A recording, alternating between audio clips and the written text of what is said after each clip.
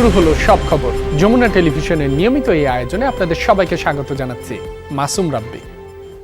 মাসখানেক ধরেই তীব্র গ্যাস সংকটের সারা দেশ। গত বৃহস্পতিবার থেকে পরিস্থিতি কিছুটা স্বাভাবিক হলেও এলএনজি সরবরাহ কমে যাওয়ায় আবারও দেখা দিয়েছে সংকট।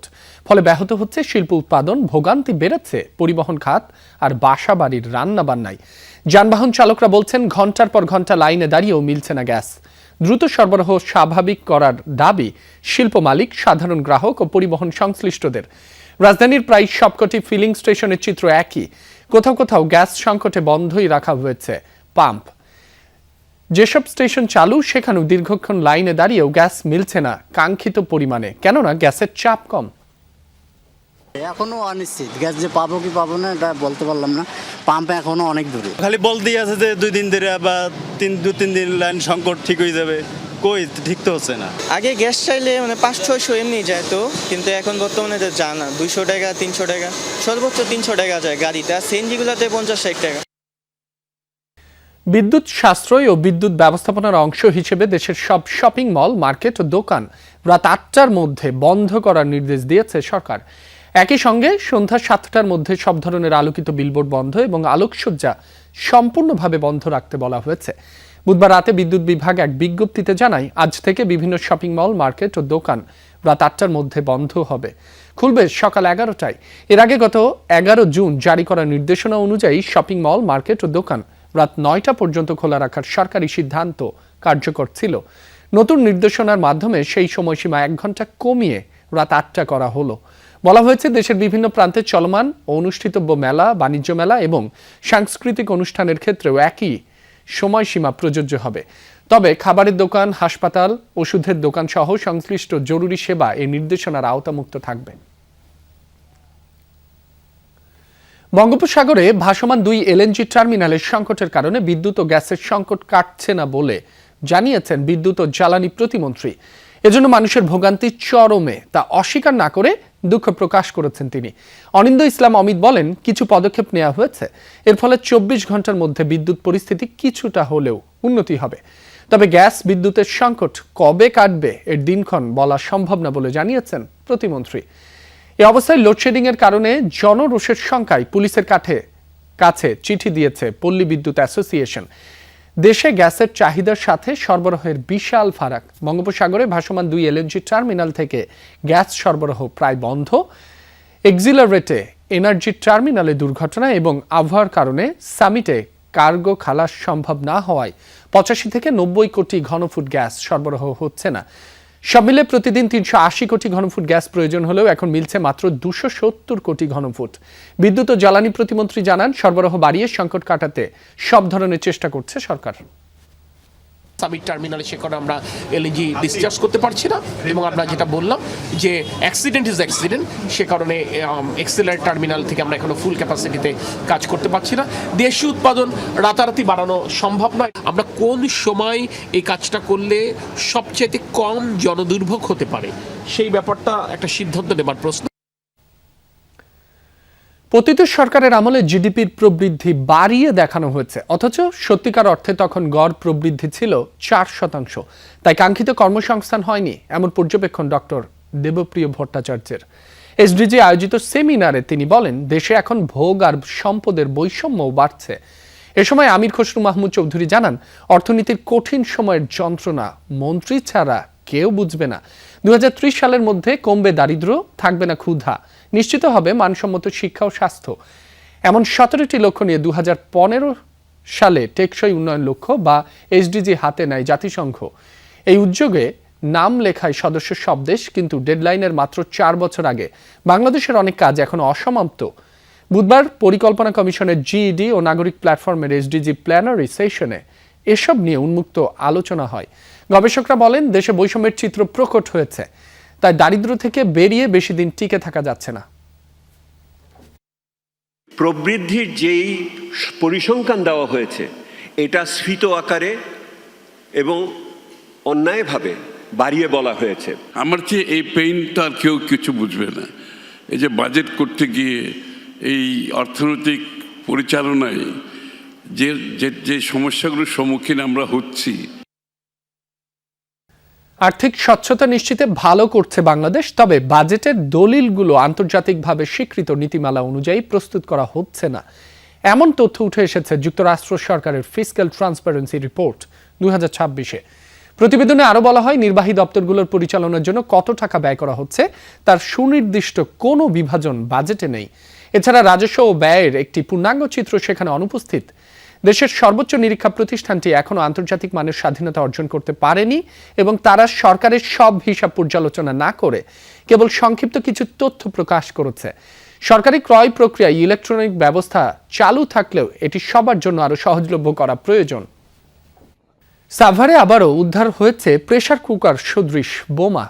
পরে সাধাপুর গোপের বাড়ি এলাকার একটি মসজিদের মাঠে পাওয়া বোমাটি বিস্ফোরণ ঘটিয়ে নিষ্ক্রিয় করে বোম ডিসপোজাল ইউনিট। এ ঘটনায় আতঙ্ক ছড়িয়েছে স্থানীয়দের মাঝে। প্রত্যক্ষদর্শীরা জানায়, মঙ্গলবার রাত 1:30টার দিকে অটোরিকশায় আসা 3 ব্যক্তি মসজিদের মাঠে একটি প্লাস্টিকের ড্রাম রেখে যায়। সন্দেহ হলে আশপাশের লোকজনকে খবর দেন তিনি। পরে ড্রামের ভেতর কাপড় চোপড়, একটি কোরআন শরীফ এবং প্রেসার কুকার সদৃশ বস্তু দেখতে পান তারা। এরপর জানানো হয় পুলিশকে। পরে ঘটনাস্থল ঘিরে রাখে আইন শৃঙ্খলা বাহিনী। কারা কি কারণে বোমাটি রেখে যায় তা খতিয়ে দেখছে আইন শৃঙ্খলা বাহিনী। লোক দেখে ওই আবার লাইট মারছে, লাইট মারার সাথে সাথে ওরা ওই ঘাসের মধ্যে ঢুকা ওটা থিয়া এটা চলে আসছে 3 জন। চলে আসার পর তখন ওই আমাকে ডাক দিতে, ভাই লোক তো আলছিল, দেখতো যাওয়া হোক, যা দেখে আসি। এই যে দেখতে যায় দেখি একটা ড্রাম ওজন খুব, 3 জনে ধরে নিয়ে আসে, ওটা ঢালছে, ঢালে দেখে কোরআন শরীফ আর কাপড় ধরি আর তলে হলে ওই আইস কুপারটা। এই এদিকে বরিশাল আদালত চত্বরে হাত বোমা নিক্ষেপের ঘটনা ঘটেছে। বুধবার সকাল 10:30টার দিকে বোমা বিস্ফোরণে আতঙ্ক ছড়ায় আদালত পাড়ায়। পরে নিরাপত্তা জোরদার করা হয়। সিসি ক্যামেরার ফুটেজ দেখে জড়িতদের শনাক্তের চেষ্টা চলছে বলে জানিয়েছে পুলিশ। আমরা এখানে সিসি ক্যামেরার ফুটেজ সংগ্রহ করার চেষ্টা করছি। তো বিষয়টা যাচাই বাছাই করে দেখা যাবে আসলে প্রকৃতপক্ষে বিষয়টা কি। বৃহস্পতিবার রাষ্ট্রপতি নির্বাচনের ভোট গ্রহণ। এর আগে দুপুরে সংসদ ভবনে দাখিল করা হবে প্রার্থীদের মনোনয়নপত্র। দুপুর 2টায় সংসদে বেলা 5টা পর্যন্ত চলবে ভোট গ্রহণ। তবে 70 অনুচ্ছেদের বাধ্যবাধকতা থাকায় এই নির্বাচনে দলীয় প্রার্থীর বাইরে ভোট দিতে পারবেন না ভোটার, অর্থাৎ সংসদ সদস্যরা। ফলে বিএনপি মনোনীত প্রার্থী হতে যাচ্ছেন পরবর্তী রাষ্ট্রপতি। এদিকে প্রধানমন্ত্রীর সাথে দেখা করেছেন বিএনপি প্রার্থী হিসেবে আলোচনায় থাকা মির্জা ফখরুল ইসলাম আলমগীর। অন্যদিকে জামায়াত নেতৃত্বাধীন 11 দলীয় জোটের প্রার্থী হিসেবে চূড়ান্ত করা হয়েছে কর্নেল অবসরপ্রাপ্ত অলি আহমেদকে। নিয়ম অনুযায়ী সংসদ সদস্যদের সরাসরি ভোটে নির্বাচিত হন বাংলাদেশের রাষ্ট্রপ্রধান। যাতে সরকার ও বিরোধী দলের প্রার্থী মনোনয়ন দেওয়ার কথা, কিন্তু সংসদ সদস্য কম থাকায় গত 35 বছর প্রার্থী দেয়নি বিরোধী দলগুলো। এবার ভাঙছে সেই রীতি। এখনই তদন্ত সম্ভব হচ্ছে না সাবেক রাষ্ট্রপতি মোহাম্মদ শাহাবুদ্দিনের বিরুদ্ধে আনা ঋণ জালিয়াতির অভিযোগের। দুদক সচিব সাইদুর রহমান খান জানান, নতুন কমিশন দায়িত্ব নেয়ার পর অভিযোগটি যাচাই বাছাই করে আইনি পদক্ষেপ নেওয়া হবে। গত 29 জুলাই তার বিরুদ্ধে অভিযোগ জমা পড়ে দুদকে। অভিযোগে বলা হয়, ইসলামী ব্যাংক এসালাম গ্রুপের নিয়ন্ত্রণে থাকার সময় অ্যানান্টেক্স গ্রুপের ইউনুস বাদলের সহযোগী একটি প্রতিষ্ঠানকে ঋণের নামে প্রায় 500 কোটি টাকা দেওয়া হয়। পরে ওই অর্থ আত্মসাৎ করা হয়। এ ঘটনায় সাবেক রাষ্ট্রপতি মোহাম্মদ শাহাবুদ্দিন, এসালাম সহ মোট 38 জনের সংশ্লিষ্টতার অভিযোগ আনা হয়েছে। অভিযোগপত্রে আরও বলা হয়, জালিয়াতির সময় ইসলামী ব্যাংকের ভাইস চেয়ারম্যান হিসেবে দায়িত্বে ছিলেন সাবেক রাষ্ট্রপতি। এদিকে অভিযোগ দায়েরকারীর বিরুদ্ধে উল্টো ব্যবস্থা নিয়েছে ইসলামী ব্যাংক কর্তৃপক্ষের দাবি, অভিযোগকারী কর্মকর্তা তার এখতিয়ার বহির্ভূত কাজ করেছেন। এই সমস্ত অভিযোগ আসলে কমিশনের মাধ্যমে কার্যক্রম গৃহীত হয়। আমরা আশা করছি খুব দ্রুত কমিশন আসবে এবং এটার ব্যাপারে আমরা ব্যবস্থা নেব। কার্যক্রম নিষিদ্ধ আওয়ামী লীগের ওপর থেকে নিষেধাজ্ঞা তুলে নেয়ার বিষয়টি সম্পূর্ণ গুজব বলে উড়িয়ে দিয়েছেন তথ্য ও সম্প্রচার মন্ত্রী জহির উদ্দিন স্বপন। একই সঙ্গে প্রধানমন্ত্রীর সঙ্গে ভারতীয় হাইকমিশনারের বৈঠকে দুদেশের জন্য ইতিবাচক ফলাফল বয়ে আনবে বলে আশা করছেন তিনি। বলেছেন, ভারতের সাথে কূটনৈতিক জটিলতা নিরসনে আন্তরিকভাবে কাজ করছে সরকার। আন্তর্জাতিক যুব দিবস উপলক্ষে রাজধানীর ফরেন সার্ভিস একাডেমিতে যুব ও ক্রীড়া মন্ত্রণালয়ের অনুষ্ঠানে যোগ দেন মন্ত্রী, প্রতিমন্ত্রী সহ বিদেশি কূটনীতিকেরা। অনুষ্ঠানে তরুণ সমাজ, যুবকদের কর্মসংস্থান ও দক্ষতা বৃদ্ধির বিষয়ে সরকারের নেয়া নানা পরিকল্পনা জানানোর পর সাংবাদিকদের মুখোমুখি হন তথ্যমন্ত্রী। তবে প্রধানমন্ত্রী তারেক রহমান শেষ পর্যন্ত দিল্লি যাবেন কিনা সে বিষয়ে এখনো কোনো সিদ্ধান্ত জানানো হয়নি। রাষ্ট্রদূত নিজেই আমাদের মাননীয় প্রধানমন্ত্রীর সঙ্গে কথা বলে বেরিয়ে বলেছেন, দুই দেশের এমন কোনো সমস্যা নাই যা সমাধান করা যাবে না। কথা বলেই তিনি ভারতের প্রধানমন্ত্রীর সঙ্গে দেখা করতে গিয়েছেন। আমরা অধীর আগ্রহে অপেক্ষা করছি ইতিবাচক ফলাফলের জন্য। জুলাইয়ে বৈষম্য বিরোধী ছাত্র আন্দোলনের সময় তৎকালীন স্বরাষ্ট্রমন্ত্রীর নির্দেশনায় ডিবি অফিস থেকে সমন্বয়কদের খাওয়ানোর ছবি প্রকাশ করেন তৎকালীন ডিবি প্রধান হারুনুর রশিদ। এতে ক্ষুব্ধ হয়ে পদ থেকে হারুনকে সরিয়ে দেন শেখ হাসিনা। বুধবার আন্তর্জাতিক অপরাধ ট্রাইব্যুনালে ওবায়দুল কাদের, তৎকালীন স্বরাষ্ট্রমন্ত্রী আসাদুজ্জামান খান কামাল ও ডিবি প্রধান হারুনুর রশিদের ফোনালাপ উপস্থাপন করা হলে সেই ছবি প্রচারের তথ্য সামনে আসে। স্বরাষ্ট্রমন্ত্রীর নির্দেশে ছবি প্রকাশ করা হলেও শেখ হাসিনা সেটা ভালোভাবে নেননি। ডিবির পদ থেকে হারুনকে সরিয়ে দেওয়ার সিদ্ধান্ত নেন শেখ হাসিনা। তবে এই সিদ্ধান্তে পুলিশ বাহিনীতে ক্ষোভ তৈরির পাশাপাশি আন্দোলন দমনে প্রভাব পড়ার আশঙ্কার কথা জানা যায় ওবায়দুল কাদের ও স্বরাষ্ট্রমন্ত্রীর ফোনালাপে। এমন ফোনালাপই ট্রাইব্যুনালে উপস্থাপন করেছে প্রসিকিউশন। এদিন মানবতা বিরোধী অপরাধে ওবায়দুল কাদের, বাহাউদ্দিন নাসিম, মোহাম্মদ আলী আরাফাত সহ 7 জনের মামলায় যুক্তিতর্ক উপস্থাপন শেষ করেছে রাষ্ট্রপক্ষ। তাদের রাজনৈতিক নেতৃত্বের ছদ্মবরণে প্রকৃতপক্ষে তারা ছিল আসলে দুর্বৃত্তপরায়ণ, তারা ছিল দুর্নীতিবাজ, তারা ছিল দুষ্কৃতিকারী। সন্দেহাতীতভাবে এই মামলাটি প্রমাণ করতে সক্ষম হয়েছে, সর্বোচ্চ শাস্তি দাবি করেছে। পাশাপাশি আমরা তাদের সকল সম্পত্তি বাজেয়াপ্তির আদেশ চেয়েছি। স্থানীয় সংসদ সদস্যের উপস্থিতিতেই মেহেরপুরে বিএনপি ও জামায়াত নেতাকর্মীদের মধ্যে হাতাহাতি হয়েছে। প্রত্যক্ষদর্শীরা জানান, মেহেরপুর 1 আসনের সংসদ সদস্য সকালে মেহেরপুর জেনারেল হাসপাতাল পরিদর্শনে যান। এ সময় হাসপাতাল কর্তৃপক্ষের সিল স্বাক্ষর ছাড়া স্টাফ কার্ডধারী এক ব্যক্তিকে আটক করেন জামায়াতের নেতাকর্মীরা। এক পর্যায়ে তাকে চড় থাপ্পড় দেন এক কর্মী। এ নিয়ে বিএনপি নেতাকর্মীদের সাথে বাকবিতণ্ডা হয় জামায়াত কর্মীদের। জামায়াতের অভিযোগ, বিএনপির লোকজন সেখানে মব সৃষ্টি করেছিল। অন্যদিকে বিএনপির অভিযোগ, জামায়াতের কর্মকাণ্ডে স্থানীয়রাই তাদের উপর চড়াও হয়েছিল। রাজনৈতিক দলের লোকজন এখানে মানে মব সৃষ্টি করছে, তারা মূলত এই হাসপাতালে অনৈতিক সুবিধা নিচ্ছে আর কি। মাননীয় সংসদ সদস্য সঙ্গে করে এই সমস্ত ক্যাডার বাহিনী, আমি এক কথায় বলবো, ক্যাডার বাহিনীর সাথে করে এনে এই হাসপাতালে এই ধরনের অপকর্ম করেছে। সিলেট নগরীর একটি বাসা থেকে প্রবীণ ব্যবসায়ী সহ 3 জনের মরদেহ উদ্ধারের ঘটনায় একজনকে আটক করেছে পুলিশ। আটককৃত বাবুল মিয়া নিহত গৃহকর্মীর কথিত প্রেমিক। প্রাথমিক জিজ্ঞাসাবাদে হত্যার কথা স্বীকারও করেছে সে। সিলেটের রায়নগর মিতালি এলাকায় এই বাসায় স্ত্রী সুরাইয়া বেগমকে নিয়ে বসবাস করতেন আব্দুস সাত্তার, সাথে থাকতেন গৃহকর্মী তাহমিনা আক্তারও। স্থানীয়রা জানায়, বুধবার সকালে ওই বাসা থেকে চিৎকার শুনে দরজার বাইরে থেকে ডাকাডাকি করা হয়, তবে কোনো সাড়া শব্দ পাওয়া যায়নি। পরে অপর ভবন থেকে বাসার বারান্দায় রক্তের ছাপ দেখে পুলিশকে খবর দেন স্থানীয়রা। পরে বাইরে থেকে দরজার তালা ভেঙে ভেতরে প্রবেশ করে পুলিশ। উদ্ধার করা হয় 3 জনের রক্তাক্ত মরদেহ। এরপরই তদন্তে নামে পুলিশ। আটক করা হয় গৃহকর্মীর কথিত প্রেমিক বাবুল মিয়াকে। পার্বত্য চট্টগ্রামকে ঘিরে ভারত, মিয়ানমার সহ বিভিন্ন দেশের অশুভ শক্তির ষড়যন্ত্র চলছে। পাহাড় থেকে সেনাবাহিনী প্রত্যাহার করা হলে সেখানে শান্তি নয়, বরং অশান্তি শুরু হবে। এক্স ফোর্সেস অ্যাসোসিয়েশন আয়োজিত এক সেমিনারে এসব কথা বলেন বক্তারা। বুধবার বিকেলে জাতীয় প্রেস ক্লাবে আয়োজিত আলোচনায় অংশ নেন প্রবাসী কল্যাণ ও বৈদেশিক কর্মসংস্থান প্রতিমন্ত্রী নুরুল হক নূর। বলেন, পার্বত্য চট্টগ্রামে সশস্ত্র গোষ্ঠীকে নির্মূল করতে হবে। প্রধানমন্ত্রীর রাজনৈতিক সহকারী রাশেদ খান অভিযোগ করেন, প্রতিবেশী রাষ্ট্রের চক্রান্তে পাহাড়কে বাংলাদেশ থেকে আলাদা করতে বিভিন্ন জনগোষ্ঠীর হাতে অস্ত্র তুলে দেওয়া হচ্ছে। সেনাবাহিনী দেশের অখণ্ডতা রক্ষায় প্রাণপণ কাজ করছে, তাই সেনাবাহিনীকে নিয়ে বিতর্কিত বক্তব্য দেয়া থেকে সবাইকে বিরত থাকার আহ্বান জানান।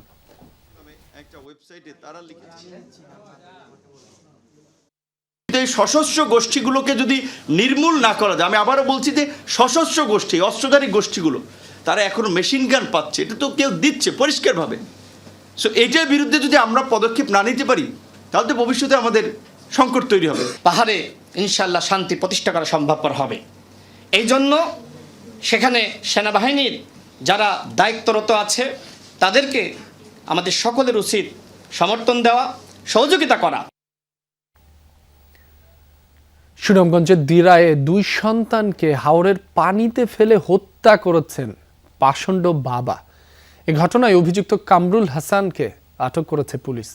সদর ও শান্তিগঞ্জ উপজেলার দেখার হাওরের তীর থেকে 7 বছর বয়সী মুহাদ্দিস এবং 4 বছর বয়সী তুলনার মরদেহ উদ্ধার করা হয়। পুলিশ জানায় শুক্রবার 4 সন্তানের মধ্যে 2জনকে নিয়ে সিলেটে যায় কামরুল হাসান। সেখান থেকে সুনামগঞ্জ ফেরার পথে সন্তানদের দেখার হাওরে ফেলে দেয়। পরে শিশুদের মরদেহ ভেসে ওঠার পর কামরুলকে আটক করে পুলিশ। প্রাথমিক জিজ্ঞাসাবাদে হত্যার বিষয়টি স্বীকার করে জানায় দাম্পত্য কলহের জেরে সন্তানদের হত্যা করেছে সে। চিকিৎসাধীন অবস্থায় মারা গেছেন রাবি শিক্ষার্থী জাহিদুল ইসলাম সাইমন। বুধবার সন্ধ্যায় রাজধানীর একটি হাসপাতালে চিকিৎসাধীন অবস্থায় তার মৃত্যু হয়। বিশ্ববিদ্যালয়ের আইবি এর পরিচালক অধ্যাপক ডক্টর শরীফুল ইসলাম জানান, সাইমনের মরদেহ তার চট্টগ্রামের বাসায় নিয়ে যাওয়া হবে। তার মৃত্যুতে গোটা রাজশাহী বিশ্ববিদ্যালয় শোকাহত। এর আগে গত শনিবার স্ট্রোক করলে সাইমনকে রামেক হাসপাতালে নেওয়া হয়। সেখানে অবস্থার উন্নতি না হলে পরদিন বিশ্ববিদ্যালয় প্রশাসনের উদ্যোগে এয়ার অ্যাম্বুলেন্সে ঢাকায় পাঠানো হয় তাকে। এরপর থেকে ন্যাশনাল ইনস্টিটিউট অফ নিউরোসায়েন্স হাসপাতালে চিকিৎসাধীন ছিলেন সাইমন।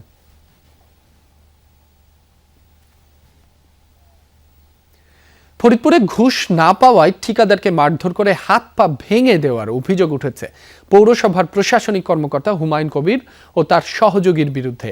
বুধবার দুপুরে পৌরসভার প্রশাসনিক কর্মকর্তার কক্ষে এই ঘটনা ঘটে। পরে আহত ঠিকাদারকে ফরিদপুর মেডিকেলে পাঠানো হয়। ঠিকাদার হাসিবুলের অভিযোগ, বিল ছাড়ের জন্য হুমায়ুন কবির তার কাছে 15% ঘুষ দাবি করেন। 10 আগস্ট 5 লাখ টাকা দেওয়ার পর আরও 5 লাখ টাকা দাবি করে বিল আটকে রাখেন। এ বিষয়ে কথা বলতে গেলে জিআই পাইপ দিয়ে মারধর করা হয় বলেও অভিযোগ হাসিবুলের। পরে ঠিকাদারের অভিযোগ অস্বীকার করেছেন পৌরসভার প্রশাসনিক কর্মকর্তা। তার দাবি, কাজ অসম্পূর্ণ থাকায় বিল দেয়া হয়নি। উল্টো ঠিকাদারের বিরুদ্ধে প্রথমে হামলার অভিযোগ করেন তিনি।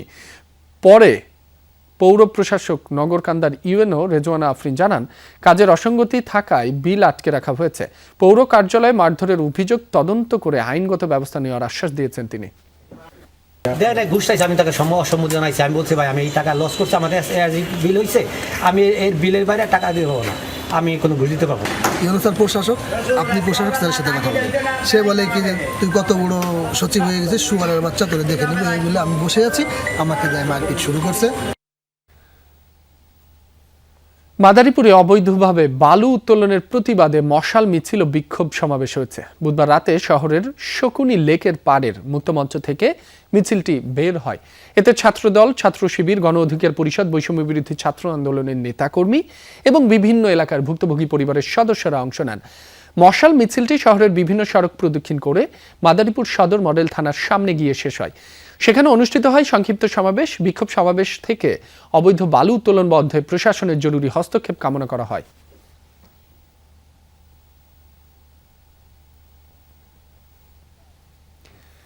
মানিকগঞ্জের সিংগাইরে জগন্নাথ বিশ্ববিদ্যালয়ের শিক্ষার্থী ও স্টাফ পরিবহনকারী বাসে হামলা ও ভাঙচুরের ঘটনায় সিংগাইর থানায় গিয়ে পুলিশের সঙ্গে কথা বলেছেন বিশ্ববিদ্যালয়ের উপাচার্য ডক্টর মোহাম্মদ রইস উদ্দিন।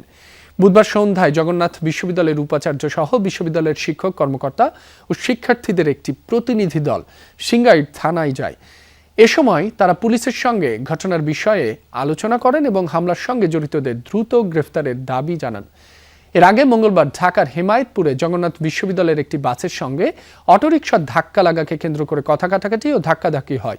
এর জেরে সিংগাইরে বিশ্ববিদ্যালয়ের আরেকটি বাসে হামলা চালিয়ে ভাঙচুর করা হয়। এতে আহত হন বিশ্ববিদ্যালয়ের 10 শিক্ষার্থী। এ ঘটনায় বাসের চালক বাদী হয়ে সিংগাইর থানায় মামলা করেন, তবে এখনও কাউকে আটক করতে পারেনি পুলিশ। বিশ্বকবি রবীন্দ্রনাথ ঠাকুরের 85তম প্রয়াণ দিবস উপলক্ষে সেমিনার ও সাংস্কৃতিক অনুষ্ঠান হয়ে গেল বাংলা একাডেমিতে।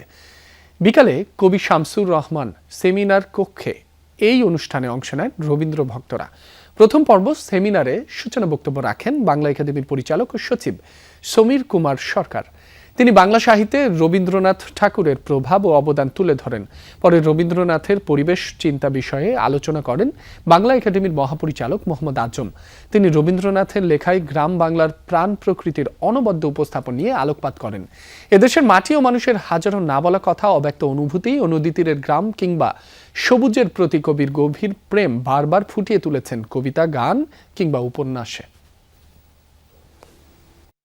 রবীন্দ্রনাথ অ্যানথ্রোপোসেন্ট্রিক হওয়ার সত্ত্বেও তিনি যেভাবে প্রকৃতির সঙ্গে একাত্ম হয়ে, পরিবেশের সঙ্গে একাত্ম হয়ে, কিংবা একাত্ম না, অস্তিত্বের অংশীদার হিসেবে পরিবেশকে উপস্থাপন করতে পেরেছেন, মানুষ এবং পরিবেশকে একাকার করে উপস্থাপন করতে পেরেছেন, ওই ডিসকোর্সে গেলে আমার জন্য লাভের পরিমাণ আরও বেশি। বাংলা একাডেমিতে হয়ে গেল বিদ্রোহী কবি কাজী নজরুল ইসলামকে নিয়ে আলোচনা অনুষ্ঠান। অ্যাডন পাবলিকেশনস এর উদ্যোগে নজরুল বর্ষে সামগ্রিক নজরুল, সংগ্রামে, বিদ্রোহে, বিপ্লবে এবং মানবিক নান্দনিক সংস্কৃতিতে সময়ের প্রেক্ষাপটে আলোকপাত, এই শিরোনামে বক্তারা অংশ নেন। জাতীয় কবি বিদ্রোহী কবি কাজী নজরুল ইসলামের জীবন ও সাহিত্য নিয়ে আলোচনা করেন।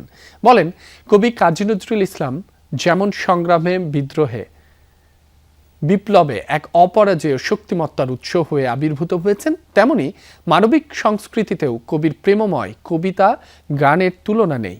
আলোচনায় অংশ নেন কবি লেখক আশরাফ আল দিন, কথা সাহিত্যিক আতা সরকার, বাঁশরীর প্রতিষ্ঠাতা ডক্টর খালিকুজ্জামান, গীতিকবি লেখক শহীদুল্লাহ ফরাইজি, চলচ্চিত্র বিশেষজ্ঞ অনুপম হায়াত সহ অন্যরা। জাতীয় গ্রিডের জন্য বাংলাদেশে প্রথম grid forming smart string inverter এবং এনার্জি স্টোরেজ সিস্টেম নিয়ে এলো চীনা প্রতিষ্ঠান এল হুয়াওয়ে। বুধবার বিকেলে রাজধানীর একটি হোটেলে আধুনিক পণ্য দুটির উদ্বোধন করা হয়। এসব পণ্য সোলার স্টোরেজ সমাধানের মাধ্যমে নবায়নযোগ্য জ্বালানির সর্বোচ্চ ব্যবহার নিশ্চিত করা সম্ভব হবে বলে জানায় প্রতিষ্ঠানটি। এছাড়াও স্মার্ট বাংলাদেশের টেকসই বিদ্যুৎ ব্যবস্থা গড়ে তুলতে সহায়ক ভূমিকা রাখতে চায় হুয়াওয়ে।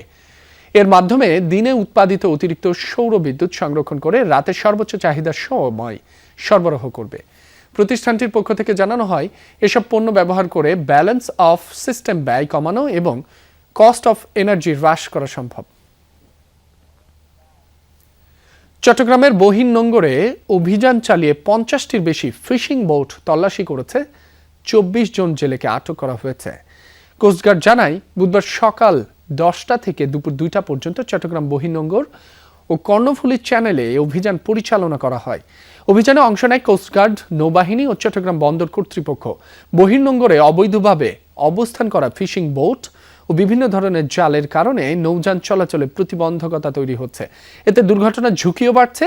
পাশাপাশি বাণিজ্যিক জাহাজে ছিচকে চুরির ঘটনা প্রতিরোধেও অভিযান পরিচালনা করা হয়। পরে আটক 24 জেলেকে 30 দিন করে কারাদণ্ড দেওয়া হয়। দর্শক, এই ছিল সব খবরের আয়োজনে। এতক্ষণ যারা সাথে ছিলেন সবাইকে ধন্যবাদ।